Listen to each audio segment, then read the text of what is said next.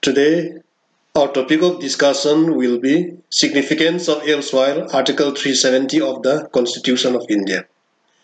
Article 370 was part of the Constitution of India for more than 6 decades.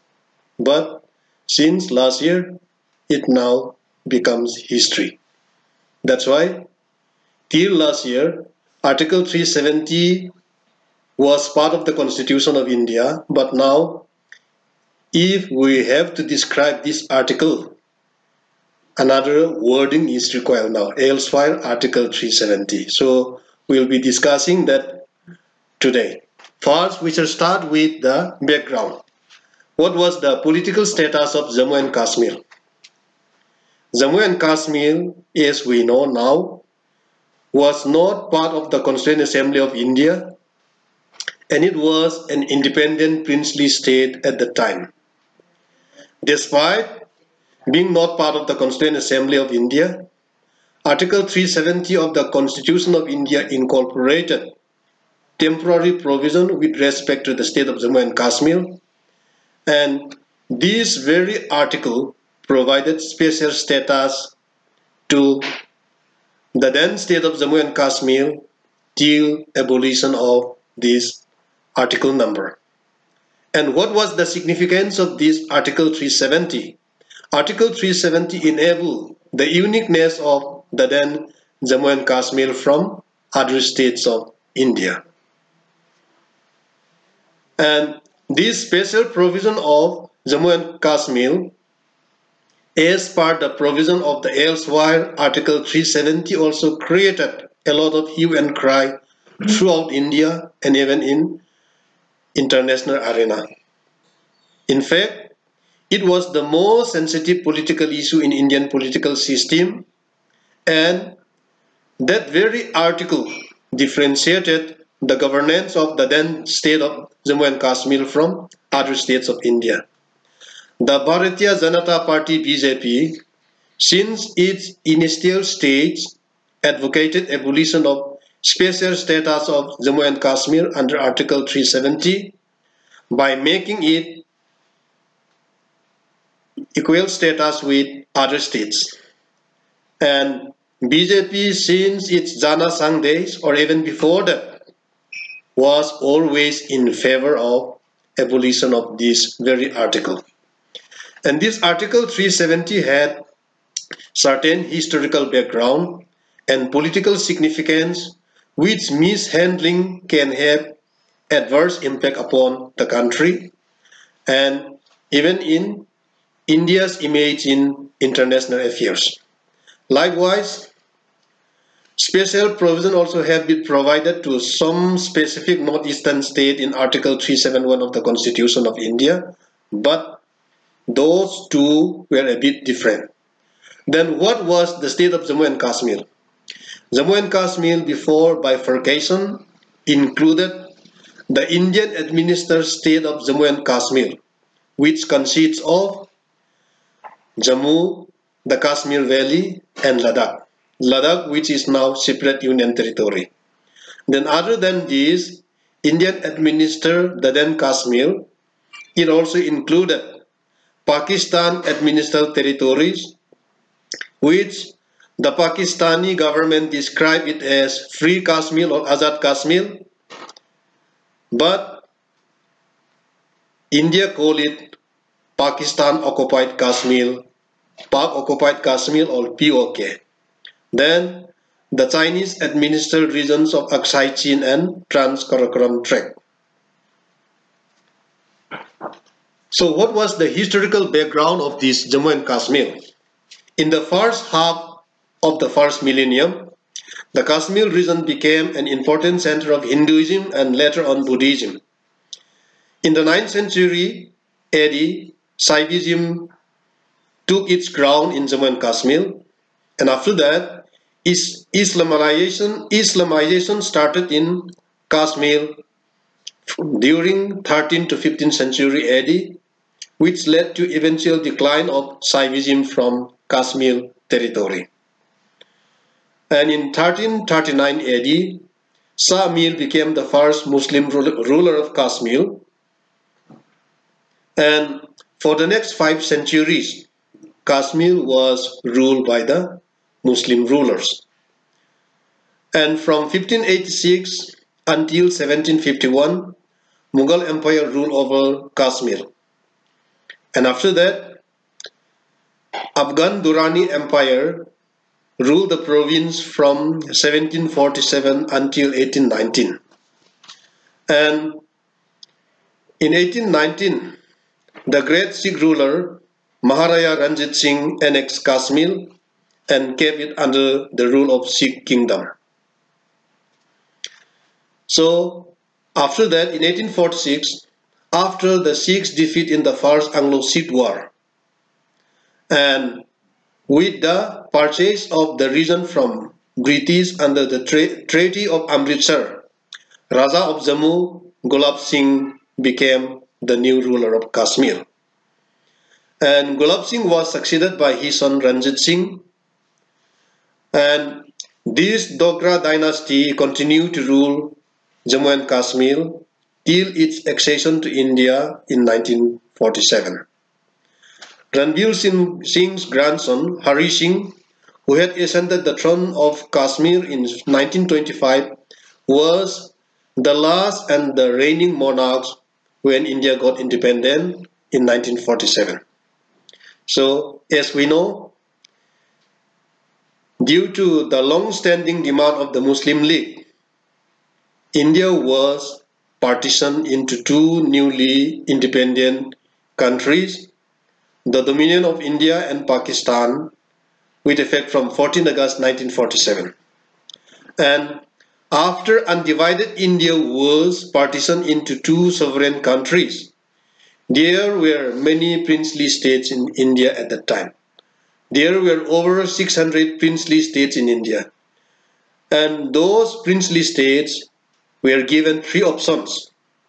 They could join India, they could join Pakistan, or they could remain independent.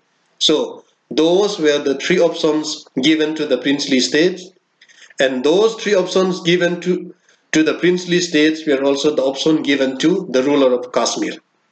And so far as the population ratio of Kashmir was concerned, in 1947, the population of Kashmir comprised of 77% Muslim and 20% Hindus.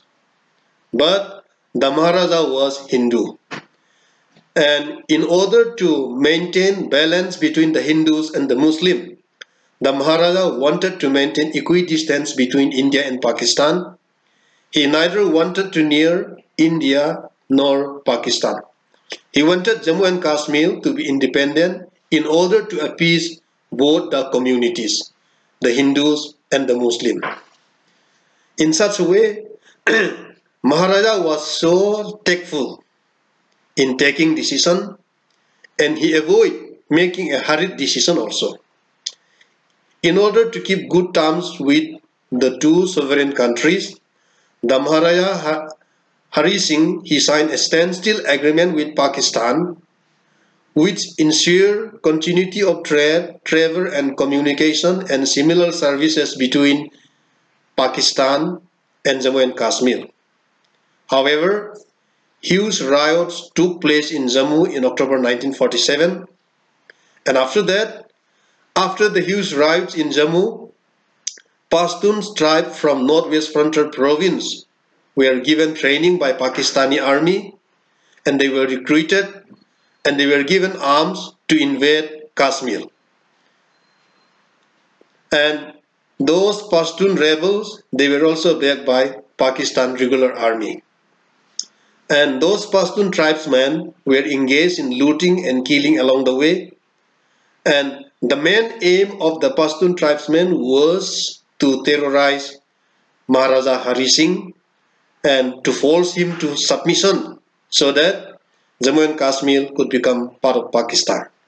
Instead, the Maharaja, as he had no other option, he appealed to the government of India for assistance, both military and diplomatic assistance. However, the then Governor General of India, Lord Mountbatten, he agreed to the condition that the ruler should agree to accede to India.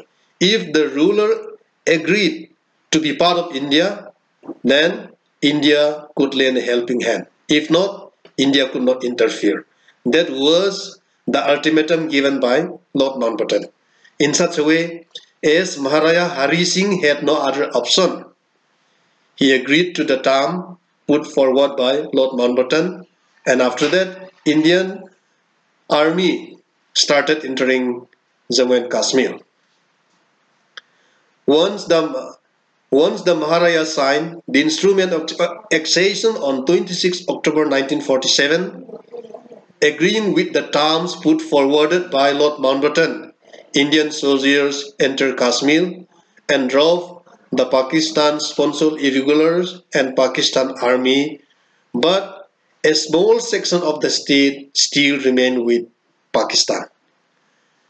So India accepted the accession, but accession in the sense accession of Jammu and Kashmir to India. But having accepted that, India also regarded it as a provisional. It was not final.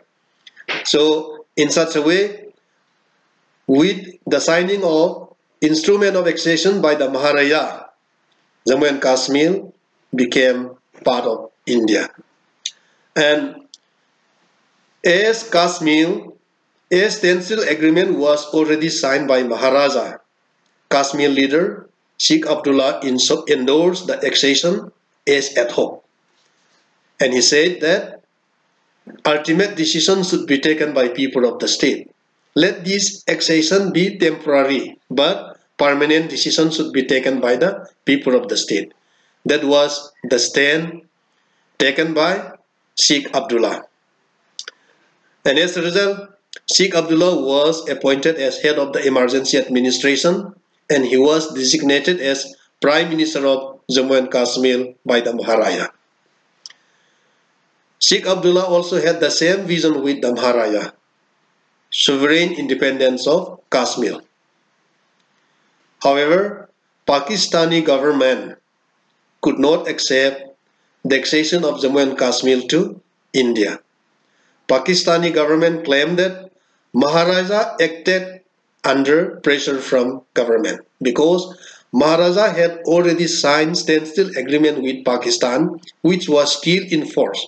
That's why signing another agreement with India and Kashmir becoming part of India, it was not proper. That was the stand of Pakistan. So then what was the real content of this Article 370 and what led to the incorporation of Article 370 in the Constitution of India? We'll move on to that. So this Article 370, it was temporary provision. Though it was temporary provision, it was there in the Constitution of India for more than 5 decades. Then, what is mentioned in the Constitution? Notwithstanding anything in this Constitution, the provisions of Article 238 state in Part B shall not apply in relation to the state of Jammu and Kashmir. At the time when India was independent, Indian states were categorized into 3. Part A state, Part B state, and Part C state. Part A state means those big states which were under British Indian provinces. Then Part B means middle level state, mostly those states under the rule of the princes or princely states.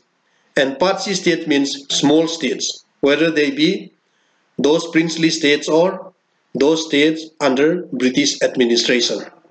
And as states of India were categorized into 3 parts, Jammu and Kashmir was to be in this Part B. But here the provision itself says that the provision of Part B shall not apply to Jammu and Kashmir. However, this provision itself was deleted by Constitution 7 Amendment Act of 1956. So, then with regard to 7th schedule, the power of Parliament to make laws for the said state as shown in 7th schedule shall be limited. That means shall be limited to the then state of Jammu and Kashmir. Then those matter in the union list and the concurrent list, which in consultation with the government of the state are declared by the President to correspond to matters specified in the instrument of accession governing the accession of the state to the Dominion of India as the matter with respect to which Dominion legislature may make law for that state. So many parts of the provision of the Constitution of India could not apply in the then state of Jammu and Kashmir. Those were highlighted here in such a way, like whether it be in the union list, state list, or concurrent list also, certain provision could not apply to the erstwhile state of Jammu and Kashmir. And this Article 370 itself has provided a provision for the then state of Jammu and Kashmir to form its own constituent assembly and to prepare its own constitution. So then what this government of the state stood for? Government of the state stood for the person for the time being who was recognized by the Maharaja as ruler of the state of Jammu and Kashmir, and on the other hand, it could also be described as Maharaja acting on the advice of the Council of Ministers who were appointed by him. And so the Constitution of India, which could apply in its own force to the erstwhile state of Jammu and Kashmir, were only Article 1 and Article 370 of the Constitution of India. So these Article 1 and Article 370 of the Constitution of India could apply directly in the state of Jammu and Kashmir. But many other provisions were not applicable in the then state of Jammu and Kashmir. So in pursuance of the above provision of the Constitution, the President of India made the Constitution application to Jammu and Kashmir Order 1950. As a result of that order, the Union Parliament was competent to make laws for Jammu and Kashmir relating to defense, foreign affairs, and communication. So relating to defense, foreign affairs, and communication, Parliament of India could legislate directly with respect to Jammu and Kashmir. But in other issues, there were reservations. And there was an agreement between Government of India and the then Jammu and Kashmir state at Delhi in June 1952. And in this agreement, it was agreed that the Union should have jurisdiction over the state pending the decision of Constituent Assembly of Jammu and Kashmir. So, till the Constitution of Jammu and Kashmir was not yet enforced, some emergency works or some emergency decision with regard to Jammu and Kashmir could be taken and could be pursued by the Union of India. That was also temporary provision. Then, after the Constitution of Jammu and Kashmir was drafted, the Constituent Assembly of Jammu and Kashmir ratified accession to India in 1954. And the people of the state also they elected their own Constituent Assembly, and this Constituent Assembly of Jammu and Kashmir met for the first time on 31st October 1951. The provisions governing the executive, legislative, and judiciary, the three organs of government of the state of Jammu and Kashmir, were to be found in the constitution drawn by the people's representative.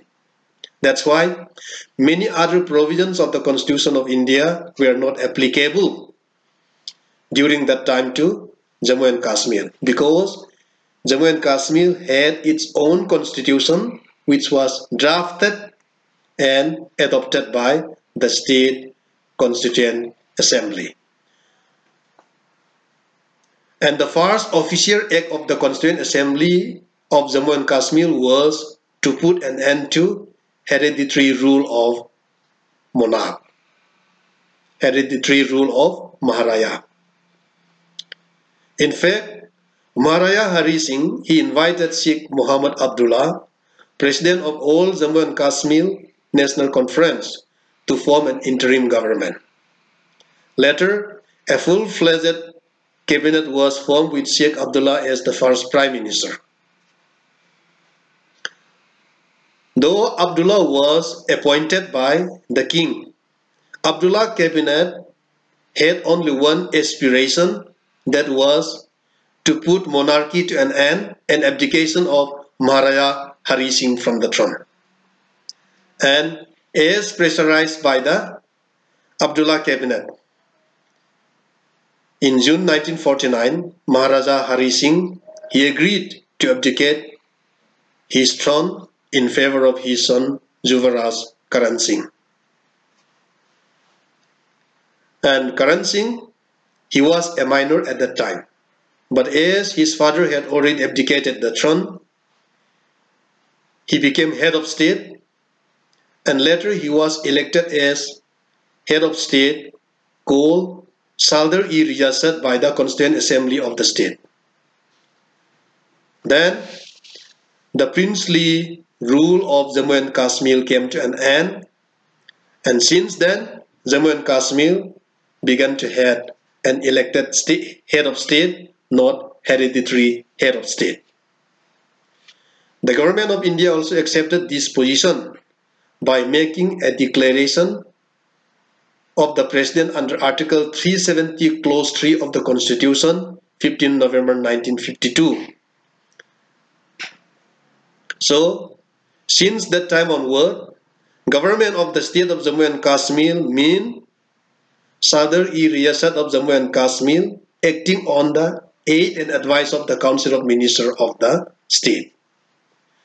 Then, the drafting committee of the state of Jammu and Kashmir, Constituent Assembly of Jammu and Kashmir, presented the draft constitution.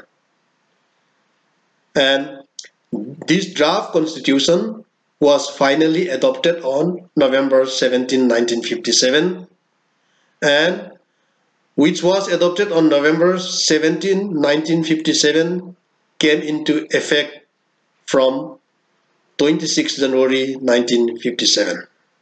So the then state of Jammu and Kashmir had a distinctive characteristic of a state having its own constitution, and provision of Part 6 of the Constitution, which incorporate about the provision of the state, was not applicable in the state of Jammu and Kashmir, because Jammu and Kashmir had its own provision for governance as provided in the Jammu and Kashmir Constitution, which was drafted and adopted by the Constituent Assembly of Jammu and Kashmir. And this constitution of the then Jammu and Kashmir was legal document which established the framework of government at the state level in the then state of Jammu and Kashmir.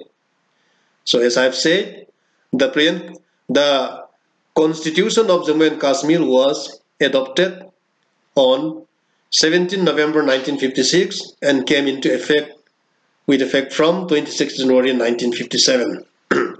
And this constitution of Jammu and Kashmir had 158 articles, 13 parts, and 7 schedules.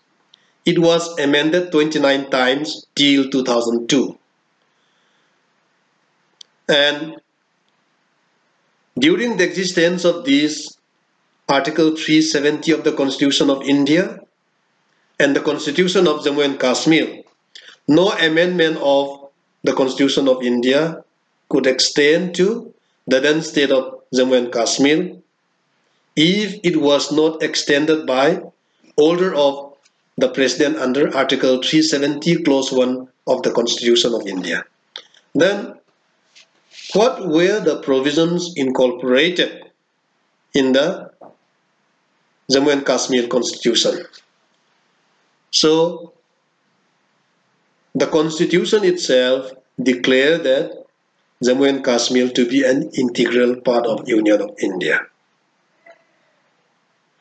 Then, as mentioned in this Constitution, it was also stated that the territory of the state will comprise of all the territories which on 15 August 1947 were under the sovereignty of the ruler of the state of undivided Jammu and Kashmir.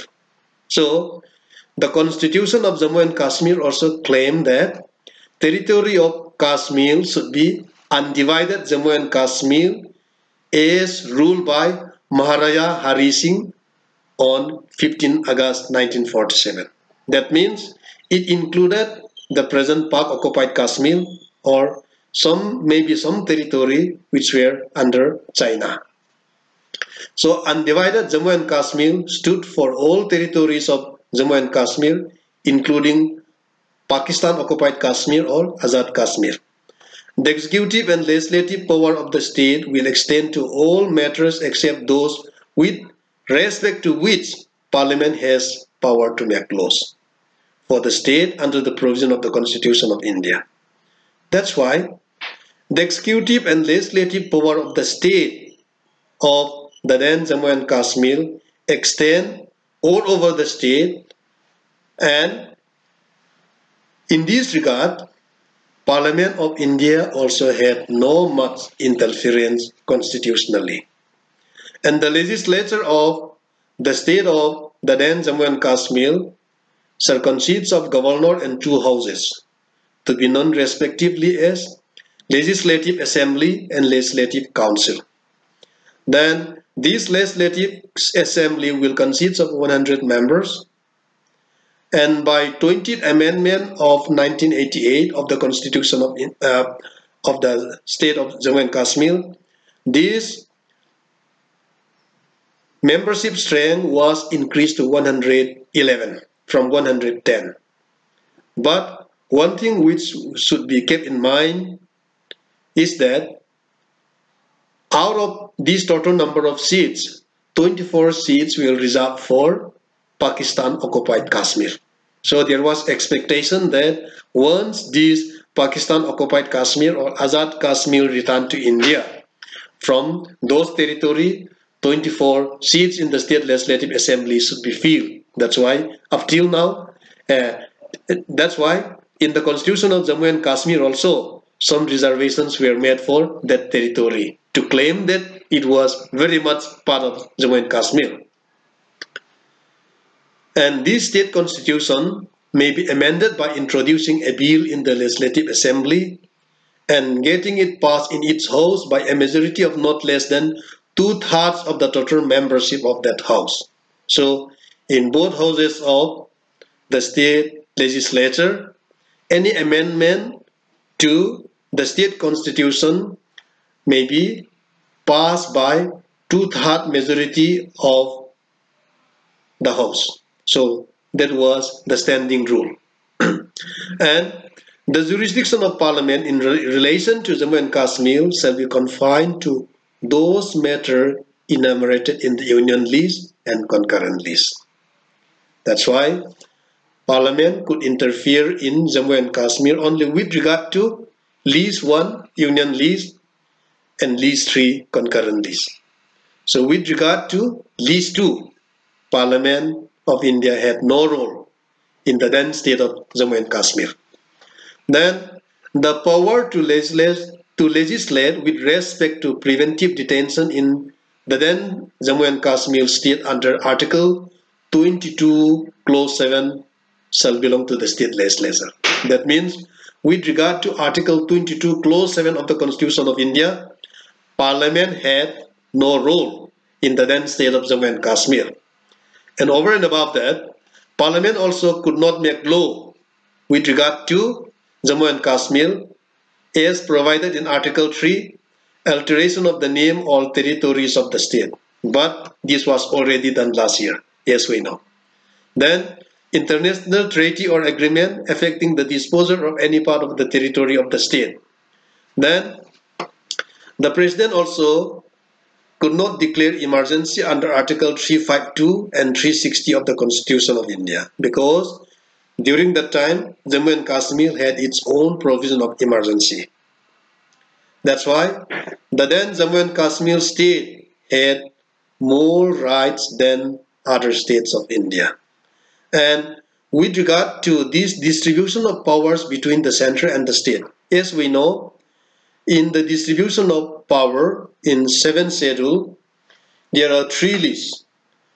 List 1, union list. That means, union list means subjects which are assigned to the union government. Then list 2, state list. That means those subjects which are assigned to the state government, where state government has to exercise. Then list 3 is concurrent list. List 3 means the subjects which can be jointly exercised both by the union government and the state government.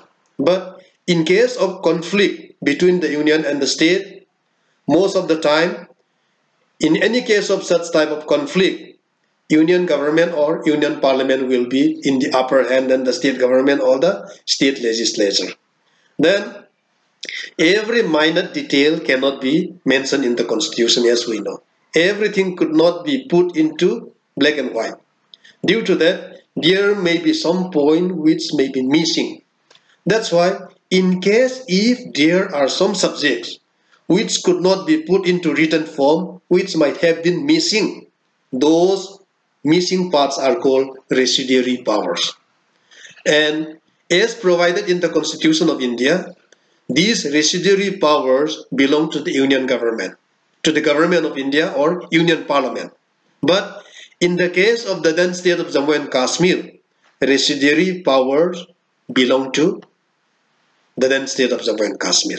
That was also another uniqueness of the then state of Jammu and Kashmir, as provided in Article 370 of the Constitution of India. Then we know Part 4.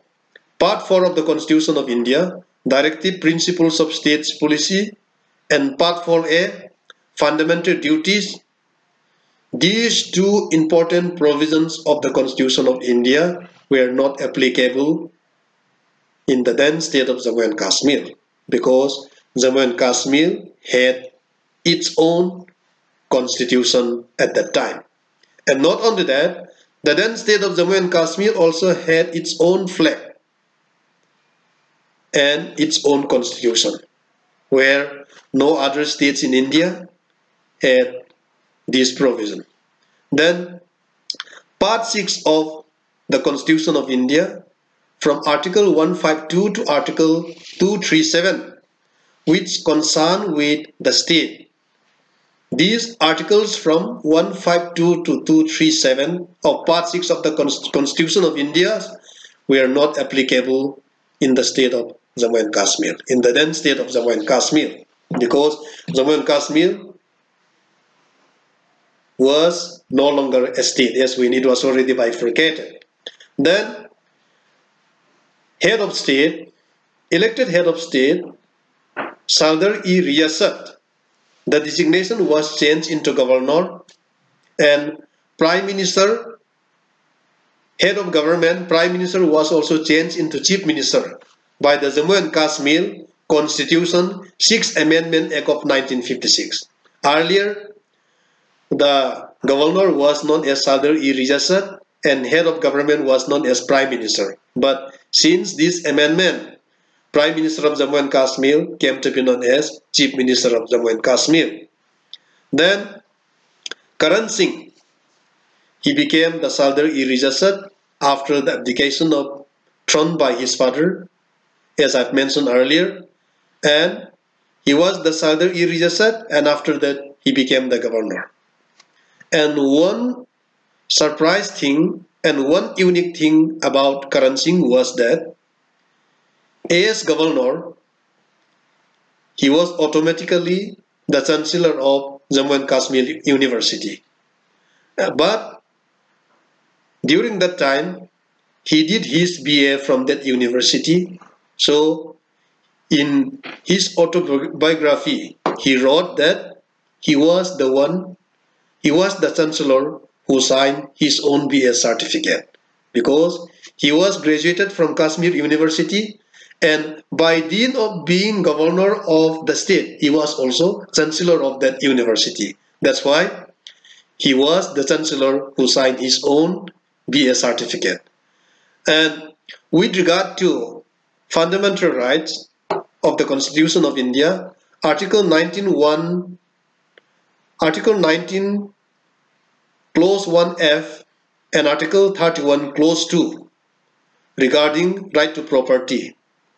So this right to property, it was already deleted from fundamental rights of the Constitution of India by 44th Amendment of 1978.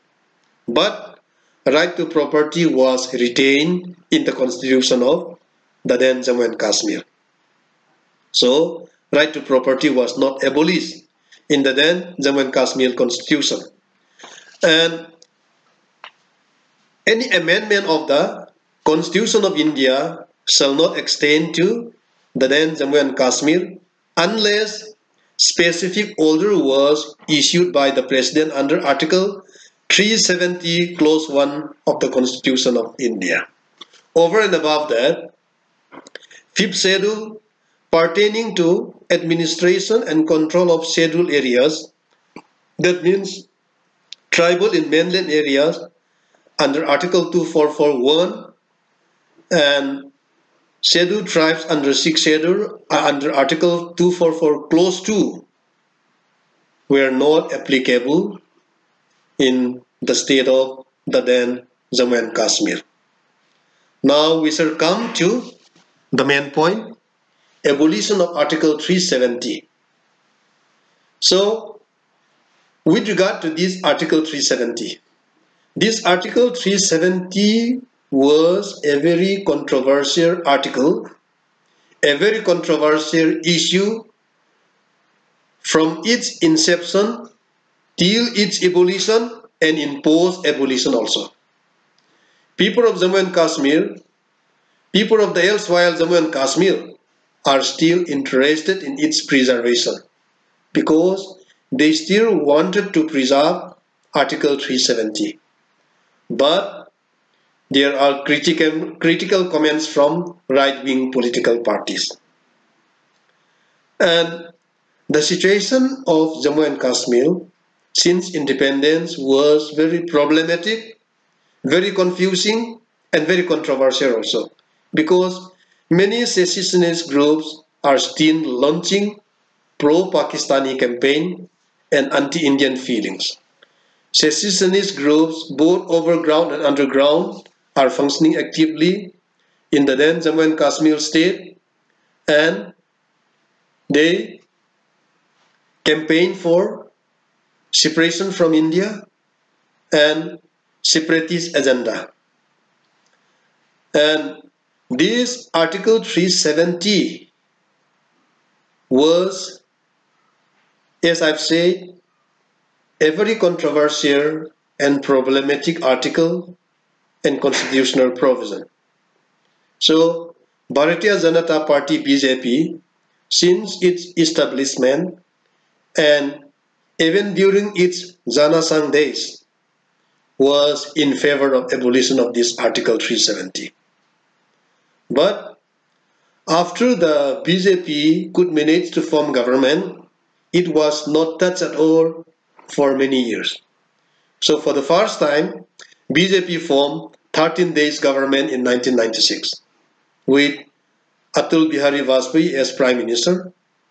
And after that, 1 year government was formed in 1998 under the leadership of A.B. Vajpayee. Then 5 years government was formed from 1999 to 2004. And during that time, this issue of this provision was not touched at all because BJP may lack the required number in parliament. And even after the formation of NDA-2 government by Narendra Modi ji, it was not touched. That's why many strategists and political analysts are of the view that BJP has given up the slogan. So BJP tries to compromise itself with this provision. So that was the expectation of many political analysts and many writers. But on the other hand, BJP had a very tactical, calculated move. And it moved wisely also. That's why when the whole nation thought that BJP was giving up this slogan, Amit Shah did a surgical strike when it was not expected. So, as we know, triple talaq was amended. And at the time when triple talaq amendment was processed in parliament, there was mixed reaction throughout the country. There was mixed reaction even among the Muslim community. All the Muslim women supported it, but the Muslim men, they were not happy with the passage of this triple talaq amendment. That's why at the time when opinion of Muslim population was divided, during that time almost 1 lakh army personnel were deployed in Jammu and Kashmir. And sudden deployment of about 1 lakh army personnel in Jammu and Kashmir really disturbed many aware citizens. So many political analysts and conscious citizens were really apprehensive about the intention of the government. As I've said, the BJP calculated its move wisely, and Amit Shah did a surgical strike when it was not expected.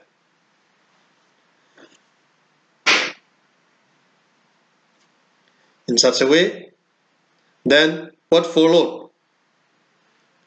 Suddenly, bill was tabled in parliament. Even without announcement, and in the bill, Jammu and Kashmir will be bifurcated into 2 union territories. Jammu and Kashmir Union Territory and Ladakh Union Territory. And as per the bill, Jammu and Kashmir Union Territory will have legislative assembly and Ladakh Union Territory will not have legislative assembly. So the then state of Jammu and Kashmir was bifurcated into UT with legislature and UT without legislature. And what is the significance of this union territory? Because if a territory is union territory, it will be administered by the union government. And as administered by the union government, police and law and order will be the responsibility of the union government. In such a way, union government may be able to interfere directly. Then, in this regard, what has been said by Home Minister Amit Shah ji? He declared that this has been done to contain terrorism and to extend the benefit of development to all people, which was restricted to 2-3 families of Kashmir. So Amit Shah, he mentioned that 2-3 political ruling families of Jammu and Kashmir, they only got the benefit, but it was denied to number of citizens of Jammu and Kashmir. That's why instead of restricting to few families, the benefits, the development benefits of Jammu and Kashmir should be open to all people of Jammu and Kashmir. That was his clarification. So, as Union Territory, Jammu and Kashmir Union Territory will now be under Lieutenant Governor and Ladakh will be under Administrator. In such a way, the most prestigious state so far as power and authority was concerned, Jammu and Kashmir, which was the most powerful and the most unique constitutionally under Article 370, is now degraded to the lowest status. It is not even a state now. So from being special status state, Jammu and Kashmir is now degraded to the status of Union Territory. As mentioned earlier, the then state of Jammu and Kashmir exercised even residuary powers, but now as Union Territory, it will be under the strict supervision of the Union government. And as Article 370 was already abolished, and the then state of Jammu and Kashmir was already bifurcated into Jammu and Kashmir Union Territory and Ladakh Union Territory. Now, all parts of the Constitution of India are now applicable to the two Union Territories. There is no more special status. There is no more Article 370. There is no more enjoyment of residuary power by the state, and it is equalized with other states, and it is even lower in status than other states, because now the then state was already bifurcated into two Union Territories. And with respect to the term of the legislature also, earlier the State Legislative Assembly of the then Jammu and Kashmir had 6 years term, because in the Constitution of Jammu and Kashmir, the tenure of the legislature was fixed at 6 years. But now, J&K UT with legislature will have only 5 years term, like other states and UT of India. Then there is no more separate flags, there is no more separate constitution, then no more special status. All those are gone, and it now become history. So, with regard to this Jammu and Kashmir, this Jammu and Kashmir has unique historical background, and due to its unique historical background and due to the uniqueness of Jammu and Kashmir becoming part of territory of India, this provision of Article 370 was necessitated. Due to that, and over and above that, Jammu and Kashmir had a unique status in pre-colonial and colonial era also. Due to this unique historical background and depending upon the factor leading to Jammu and Kashmir becoming part of India on emergency, Article 370 was incorporated, and this Article 370 gave special status which was not enjoyed at all by other states of India. However, the abolition of Article 370 and bifurcation of the then Jammu and Kashmir into two Union Territory now equalize the erstwhile Jammu and Kashmir with other states and Union Territories of India. In fact, this Article 370 happened to be Pandra box of the Constitution of India from its insertion till abolition and even in post-abolition also. Why?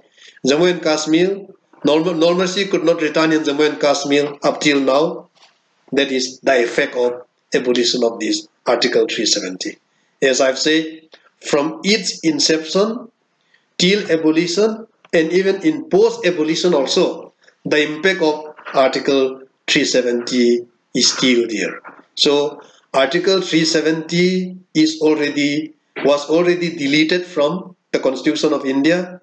Article 370 was no longer part of the Constitution of India, but the issue created by Article 370 still disturbs Indian political phenomena.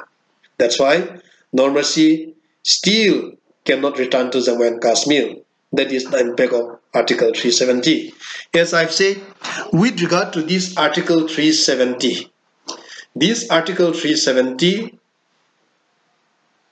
it was very unique, and it created the then state of Jammu and Kashmir as a special status state, having separate constitution, separate flag, separate legislature term, and most of the provision of the Constitution of India could not apply in the then state of Jammu and Kashmir. But all those things came to an end with the abolition of this Article 370 by the Indian Parliament in August 2019. So, the constitutional provision, the controversial constitutional provision which disturbed Indian political phenomena, which caused number of debate for many years, came to an end. But as I've said, Article 370 has gone. But the issue created by Article 370 still disturbs the Indian political situation. In such a way, how the problem created by this Article 370 should be solved, that we have to ponder over it, and what has to be done to create or to solve this issue in such a way the ruling authority and political decision makers should take firm and mature stand and should be accommodative and should take all factors into account so that this post-problem of this Article 370 should no longer disturb the Indian political situation. Okay, with these few words, we'll conclude our lecture on Article 370.